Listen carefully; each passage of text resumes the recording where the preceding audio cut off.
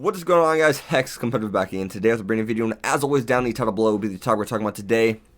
And we're talking about Zestiria 2, The Cross 2. So we get that second season, that second core. And first off, I want to say, does the animation seem a little bit different to you guys? I'm really wondering. I know it still looks awesome, but I was just really wondering.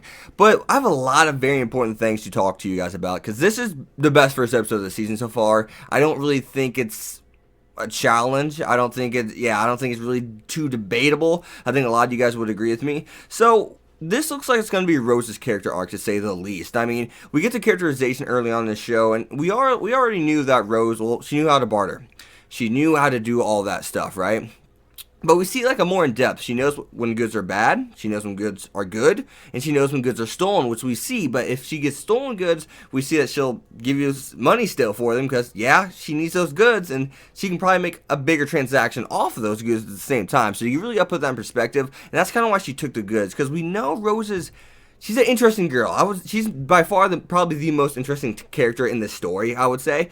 I mean, because Sori, he's just a shepherd. We know his background. He's really just like an open book. There's nothing really special about Sori's background. Alicia, her background could be really interesting. But I mean, she comes from a noble family. I mean, that's really all we'd get, right? So we know nothing really about Rose's background, right?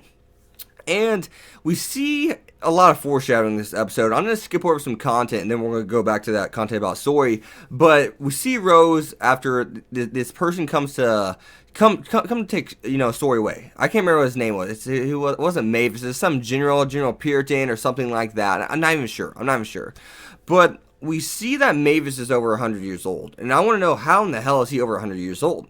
And I'm like, is there some magic that's going along with this? How is this working? And that leads me to Denzel. Denzel is a seraphim also, but yet he cares for Rose. He follows Rose around, and I can't remember. Because I don't remember this, but I'm pretty sure she's never interacted with Denzel, has she? Has she? She's never once interacted with Denzel, has she? So I'm wondering if maybe the past shepherd or something knew Denzel and said, hey, watch over my daughter or something like that. I'm just speculating, but I'm really interested in wondering, why is Denzel watching over this girl? Because, I mean, never once has Rose ever acknowledged the seraphim that are around Sori for, like the campfire, for example. Sori looks over to his right to Miklo after Miklo says that Sori's so easygoing or whatever, or so oblivious, and she's like, She's kind of like, huh? What's he looking at? Is there something over there? Why is he getting distracted? So I'm really interested. Why is Denzel coveting this girl? Because he's like, hey, where's Rose going? She's going to do things that don't concern you. And I'm just kind of like. And right there, this Rose being an assassin and Sori being a shepherd, and them going into the dialogue about how the last shepherd used to actually kill if he had to. But this shepherd, obviously, Sori's not that. He didn't even kill anybody in the war. He won't do it. That's not who he is. He doesn't believe in that. And we see the foreshadowing right there. We see it. It's right there. It's a smack in the face. Rose is gonna go kill somebody, and Sori's gonna be in the middle of it. And he's going to find out, just like Alicia did, that Rose is an assassin.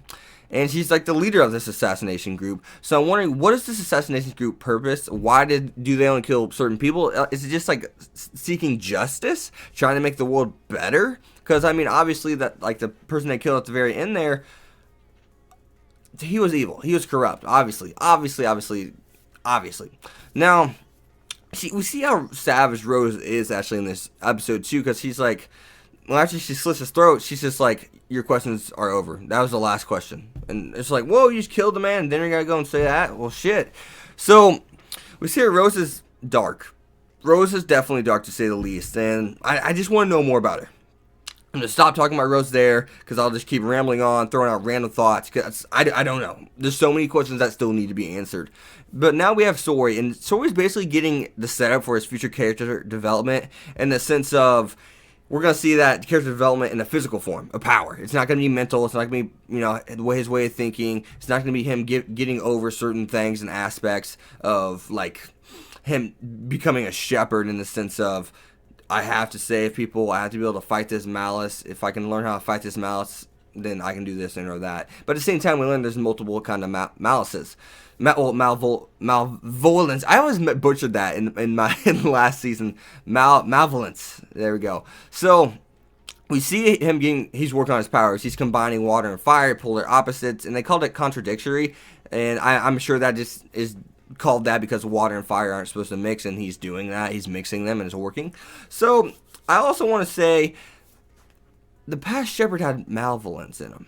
He admitted to having malevolence in him, and he's wondering if it's bad. The past shepherd looked seemed very indecisive about who he was as a person. He knew he was a shepherd, but he still seemed very indecisive. Was it the pressure of the shepherd that added up? And we see kind of Layla in the background in the flashback just looking at him like she's so sad because she knows he's losing himself. And was he always like that? I mean, I don't know.